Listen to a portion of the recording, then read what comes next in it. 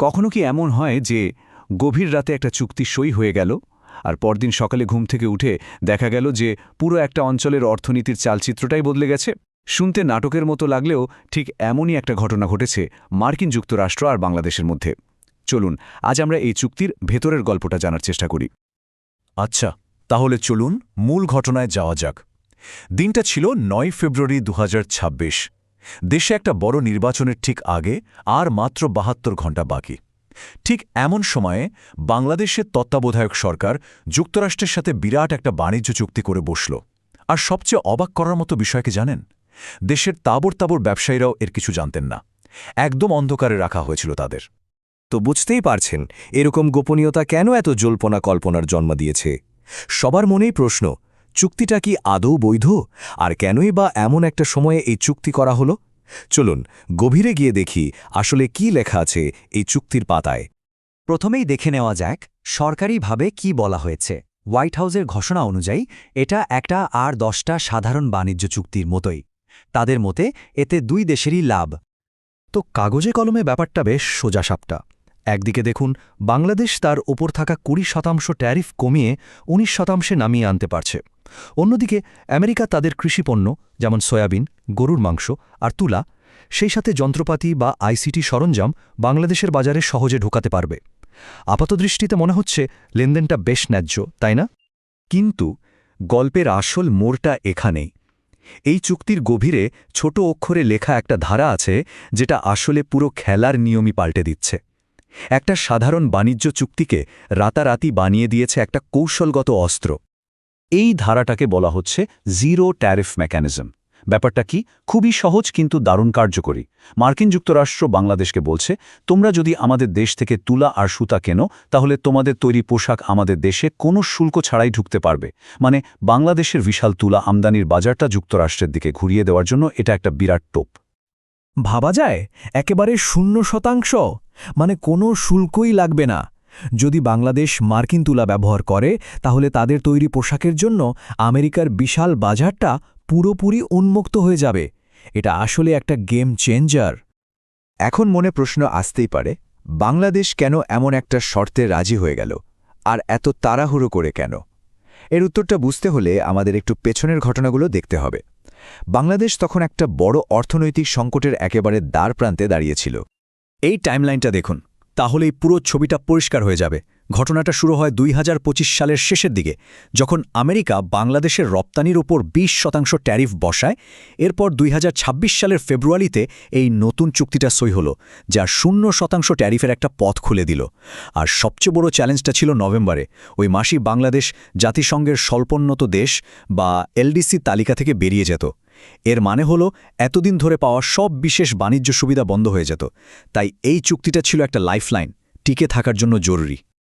এর সাথে জড়িত ঝুঁকির পরিমাণটা একবার ভাবুন, প্রায় $৮ বিলিয়ন।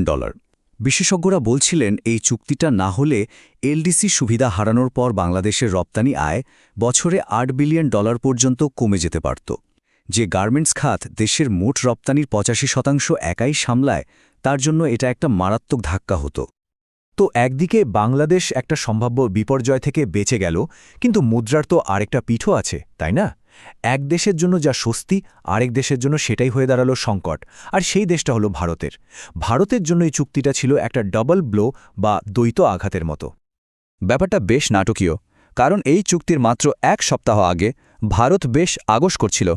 তারা আমেরিকার সাথে দর কষাকষি করে নিজেদের ট্যারিফ ১৮% নামিয়ে এনেছিল। তারা ভেবেছিল, যাক, এবার বাংলাদেশের চেয়ে এগিয়ে থাকা গেল। কিন্তু তারা কল্পনাও করতে পারেনি যে মাত্র ৭ দিনের মধ্যে তাদের এই সুবিধাটা পুরোপুরি অর্থহীন হয়ে যাবে। এই চার্টটা দেখলেই নতুন সমীকরণটা পরিষ্কার বোঝা যায়। সোজা হিসাব, ভারতে তৈরি একটা শার্ট আমেরিকায় ঢুকলে তার ওপর ১৮% কর দিতে হবে। আর ঠিক একই রকম একটা শার্ট যদি বাংলাদেশ মার্কিন তুলা দিয়ে বানায়, তার উপর কর হবে 0। মানে আমেরিকান ক্রেতাদের কাছে বাংলাদেশি পোশাকটা স্বাভাবিকভাবেই অনেক সস্তা হয়ে যাবে। আর এর প্রভাবটা কিন্তু শুধু তৈরি পোশাকের মধ্যেই সীমাবদ্ধ নেই। এটা ভারতের জন্য একটা দ্বৈত ধাক্কা। প্রথমত, আমেরিকার বাজারে তাদের পোশাকগুলো প্রতিযোগিতায় পিছিয়ে পড়ছে। আর দ্বিতীয় এবং সম্ভবত আরও বড় ধাক্কাটা হলো বাংলাদেশ বিশ্বের সবচেয়ে বড় তুলা আমদানিকারক আর ভারতীয় তুলার সবচেয়ে বড় ক্রেতাও ছিল বাংলাদেশি। এখন এই চুক্তির কারণে বাংলাদেশ তুলা কিনবে আমেরিকা থেকে, ভারত থেকে নয়। এর সরাসরি প্রভাব গিয়ে পড়বে ভারতের লক্ষ লক্ষ তুলা চাষি আর সুতা শিল্পের ওপর। তাহলে যদি আমরা একটু দূর থেকে পুরো বিষয়টা দেখি তাহলে কি দেখতে পাই? দেখতে পাই যে এই একটা চুক্তি শুধু কিছু সংখ্যা বা শুল্কের হার বদলায়নি, এটা আসলে পুরো দক্ষিণ এশিয়ার অর্থনৈতিক মানচিত্রটাই নতুন করে আঁকছে। এ টেবিলটা দেখুন, প্রতিযোগিতার চিত্রটা এখন কেমন দাঁড়িয়েছে।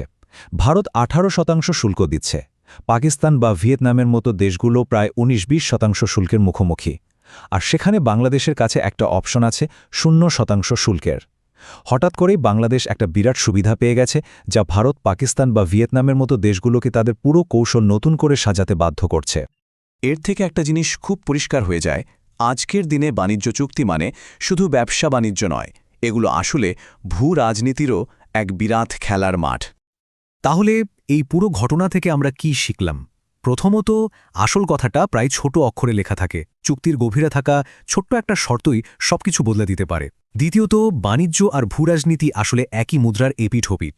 আর সবশেষে দুটো দেশের মধ্যে হওয়া একটা চুক্তি কিভাবে হাজার মাইল দূরের অন্য দেশের অর্থনীতিতে আলোড়ন ফেলে দিতে পারে, এটা তার একটা দারুণ উদাহরণ। সবশেষে একটা বড় প্রশ্ন থেকেই যায়, বিশ্বজুড়ে যখন সাপ্লাই চেইনগুলো প্রতিনিয়ত বদলাচ্ছে, তখন এই চুক্তিটা কি ভবিষ্যতের বাণিজ্য চুক্তির জন্য একটা নতুন মডেল, নাকি এটা এই অঞ্চলে একটা নতুন অর্থনৈতিক সংঘাতের বীজ বুনে দিল? একটা বিষয় পরিষ্কার, দেশগুলো যখন নিজেদের অর্থনৈতিক নিরাপত্তা নিশ্চিত করতে চাইছে, তখন বিশ্ব বাণিজ্য হয়তো আরও বেশি কৌশলগত আর সম্ভবত আরও বেশি সংঘাতময় একটা নতুন যুগে প্রবেশ করছে।